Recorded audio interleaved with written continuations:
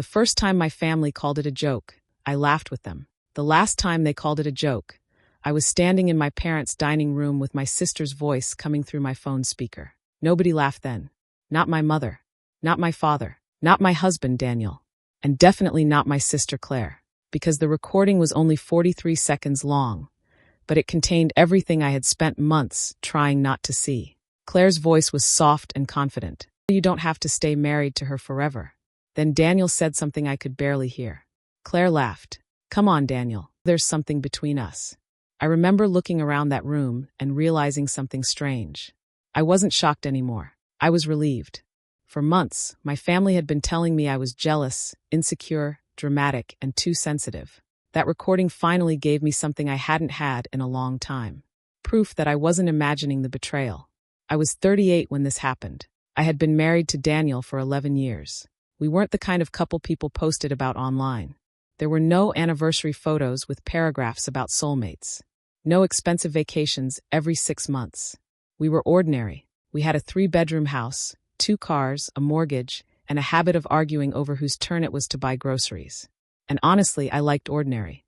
I liked knowing what my life looked like. Daniel worked in commercial insurance. I managed payroll for a construction company. We had built our life slowly. When my father needed help after his surgery, I was the one who drove him to appointments. When my mother wanted to remodel her kitchen, I helped her compare contractors. And when my younger sister Claire got divorced, she moved back in with our parents. That was when everything changed. Claire had always been charming. She could walk into a room and make everyone feel like they were the most interesting person there. I had always been the responsible sister. Claire was spontaneous. I planned. Claire spent. I saved. Claire could cry and get forgiven before she finished her sentence. I had learned to swallow my feelings and keep the peace. So when Claire started paying attention to Daniel, I initially told myself it meant nothing.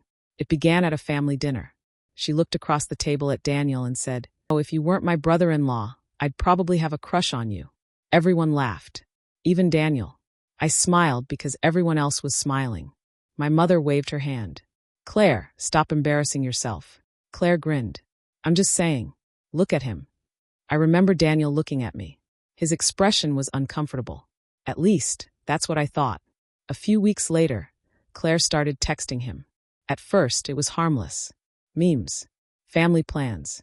Questions about a tool Daniel had recommended. Then the messages became more frequent. One night, I saw a notification on Daniel's phone. "Claire, you looked really good tonight." I stared at the screen for a second. Daniel noticed. "She's just being Claire," he said. That phrase became the shield everyone used. She's just being Claire. She's always flirted. She's joking. Don't encourage her. Don't make it weird. I tried. God, I tried. But the jokes kept escalating. At my mother's birthday dinner, Claire sat beside Daniel instead of me. She touched his arm when she laughed. Then she leaned toward him and asked, "What's your type?" Daniel laughed. "I don't know." Claire smiled. "I think I know." I put my fork down. My mother noticed. "What's wrong?" "Nothing." Claire looked at me. "You sure?" I nodded. She smiled. "Good. I'd hate for you to get jealous." Everyone laughed. I didn't. After dinner, I confronted her in the kitchen. I kept my voice low. "Claire, I need you to stop flirting with Daniel." She stared at me. Then she laughed. "Are you serious?" "Yes. You actually think I want your husband?" "I think you know exactly what you're doing." Her expression changed. "You've always been jealous of me." I felt something tighten in my chest. "That has nothing to do with this." "Of course it does." She crossed her arms. "Daniel is nice to me. Maybe you should ask yourself why." That sentence stayed with me. I told Daniel about the conversation that night. He sighed. "You shouldn't have confronted her." I stared at him. "She was flirting with you. She was joking. She touched you all night." "Oh, so it bothers me." Daniel rubbed his forehead. "Then maybe you need to stop giving it so much power." That hurt.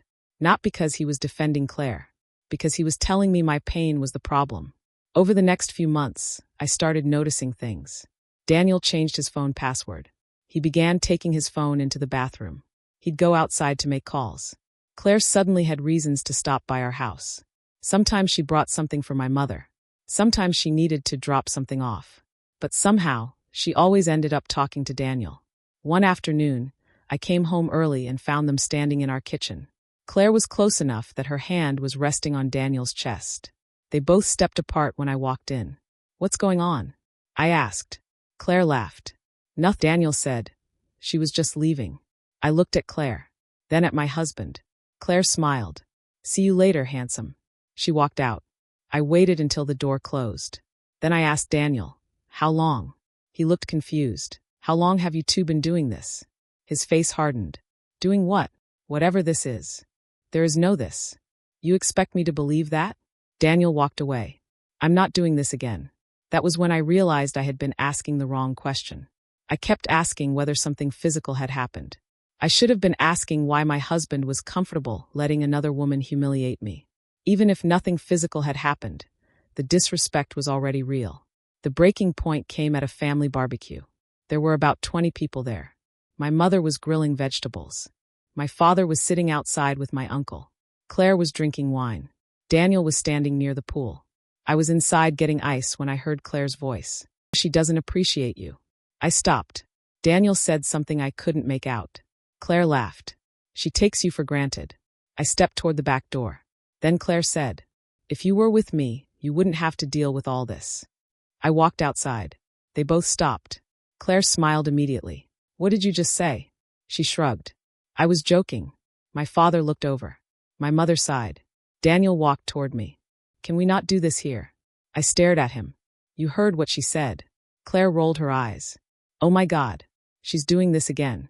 My mother came over. "Please don't ruin the afternoon." I looked at her. "Ruin it?" "Yes." I almost laughed. My sister had just suggested that my husband leave me, and somehow I was the person ruining the afternoon. Claire shook her head. "I can't believe you think I'm actually interested in Daniel." "Then stop acting like you are." She smiled. "Maybe the problem is that you don't trust your own husband."